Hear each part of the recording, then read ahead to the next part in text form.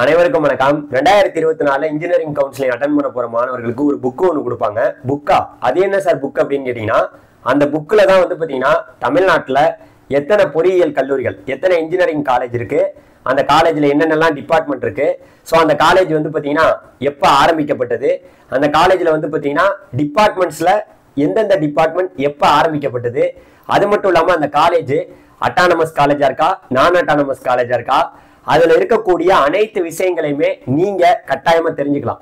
ஒரு கோர்ஸ் இருக்குன்னா அந்த டிபார்ட்மெண்ட் வந்து பாத்தீங்கன்னா எப்ப ஆரம்பிக்கப்பட்டது, எந்த வருஷம் அதை ஸ்டார்ட் பண்ணாங்க, எல்லா விவரங்களையுமே வந்து பாத்தீங்கன்னா ஒரு புக்கு கொடுப்பாங்க.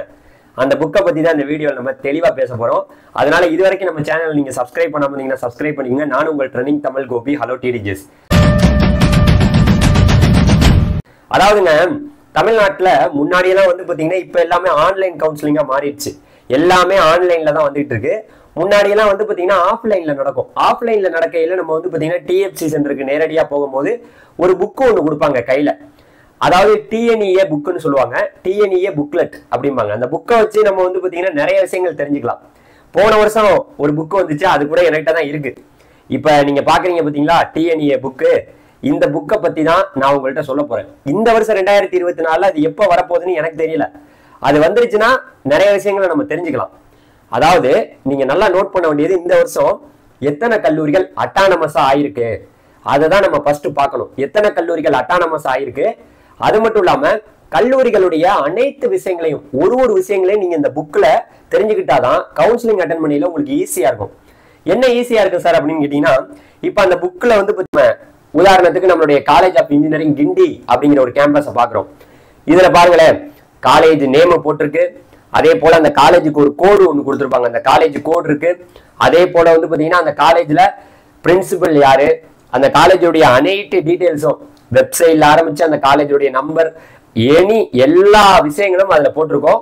பிளஸ் அந்த பக்கம் வந்து பாத்தீங்கன்னா அந்த காலேஜுடைய டிபார்ட்மெண்ட், என்னென்னலாம் டிபார்ட்மெண்ட் இருக்கு எல்லாத்தையுமே போட்டிருக்காங்க.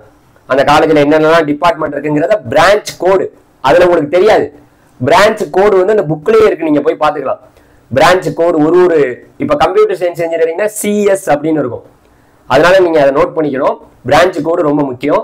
அதே போல அதுல நீங்க பார்க்கும்போது அந்த பிரான்ச் வந்து எப்ப ஆரம்பிக்கப்பட்டது, எந்த வருஷம் ஆரம்பிச்சாங்க, என்பிஏ வாங்கியிருக்காங்களா, என்பிஏ வாங்கலையா, எந்த வருஷம் வரைக்கும் அந்த என்பிஏ வந்து வேலிடிட், அதாவது எவ்வளவு நாள் வரைக்கும் அது எக்ஸ்பைரி ஆகாம இருக்கிறதுக்கு எத்தனை வருஷம் வரைக்கும் அதுக்கு டைம் இருக்கு, எல்லாத்தையுமே நீங்க அந்த புக்ல தெரிஞ்சுக்கலாம்.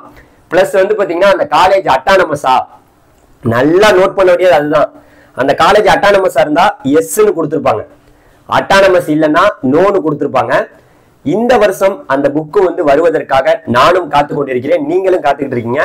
கொஞ்சம் வேகமா வந்து அந்த புக்கை கொடுத்தாங்கன்னா உங்களுக்கு ரொம்ப யூஸ்ஃபுல்லா இருக்கும், மாணவர்களுக்கு ரொம்ப யூஸ்ஃபுல்லா இருக்கும். எந்தெந்த காலேஜ் எந்தெந்த ஊர்ல எங்கெங்கெல்லாம் இருக்கு அப்படிங்கிறத தெளிவா வந்து பாத்தீங்கன்னா நீங்க கண்பட நீங்க பார்த்து தெரிஞ்சுக்கிறதுக்கு இந்த ஒரு மிகப்பெரிய ஒரு விஷயம் ரொம்ப யூஸ்ஃபுல்லா இருக்கும்னு நான் நினைக்கிறேன். நீங்க என்ன நினைக்கிறீங்க? அந்த புக்ல வந்து பாத்தீங்கன்னா நீங்க இன்னொரு விஷயத்தையும் பார்க்கலாம். ஹாஸ்டல் பக்கத்துல போட்டிருக்காங்க பாத்தீங்களா, அந்த ஹாஸ்டல் டீடைல்ஸ் வந்து பாத்தீங்கன்னா அங்க எப்படி ஃபெசிலிட்டிஸ், அந்த ஹாஸ்டலுடைய டீடைல் இருக்கு பாத்தீங்களா, என்னென்ன போட்டிருக்கு, அது பாய்ஸுக்கும் கேர்ள்ஸுக்கும் அங்க ஹாஸ்டல் இருக்கா, அங்க வந்து பாத்தீங்கன்னா அந்த ஹாஸ்டலுடைய டைப், அந்த டைப்ஸ் ஆஃப் அந்த ரெண்ட் எவ்வளவு நீங்க கட்டணும், அது மாதிரி வந்து பாத்தீங்கன்னா மெஸ் பில், அங்க நீங்க மெஸ்ஸுக்கு பணம் எவ்வளவு கட்டணும், அதே போல ரூம் ரெண்ட், நீங்க ஹாஸ்டல்ல தங்க போறீங்களா அதுக்கு ரூம் ரெண்ட் எவ்வளவு, அப்புறம் எலக்ட்ரிசிட்டி சார்ஜ் எவ்வளவு பணம் கட்டணும், இந்த மாதிரி எல்லா டீட்டெயிலுமே அதுல கொடுத்துருக்காங்க. நீங்க தெளிவா அதை பார்த்துட்டு சரி அப்படிங்கிறத முடிவு எடுக்கலாமான்னு கேட்டீங்கன்னா அதுதான் கிடையாது.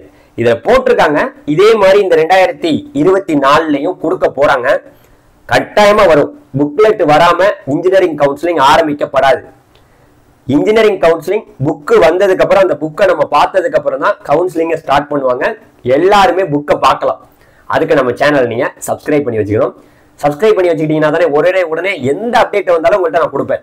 ஓகே, பல மாணவர்கள் கவுன்சிலிங்காக வெயிட் பண்றாங்க, உண்மையா வெயிட் பண்றாங்க. சில மாணவர்கள் போய் வேற கல்லூரிகள்ல சேர்ந்துக்கிட்டு இருக்காங்க.